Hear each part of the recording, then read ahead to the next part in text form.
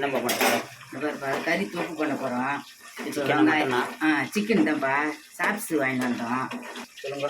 இப்போ சாப்ஸ் வாங்கிட்டு வந்தோம். அதுதான் இப்போ தொக்கு பண்ண போகிறோம். மட்டன் சாப்ஸா? மட்டன் சாப்ஸு வந்து வெங்காயம் தக்காளி இஞ்சி பூண்டுலாம் போட்டு வதக்கியிருக்கிறோம். இதோ இது வந்து பட்டை லவங்கம் மிளகு சீரகம் எல்லாம் வறுத்து மசாலா தூள் எல்லாம் போட்டு வறுத்து பொடி பண்ணி வச்சுருக்குறோம்.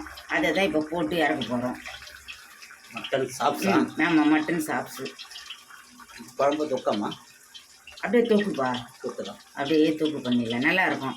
ஜலதோஷங்காரங்களுக்கெல்லாம் இந்தமாரி சாப்பிட்டாங்கன்னா சளியெல்லாம் ஓடி போயிடும். ஒரு பக்கம் குளிர்.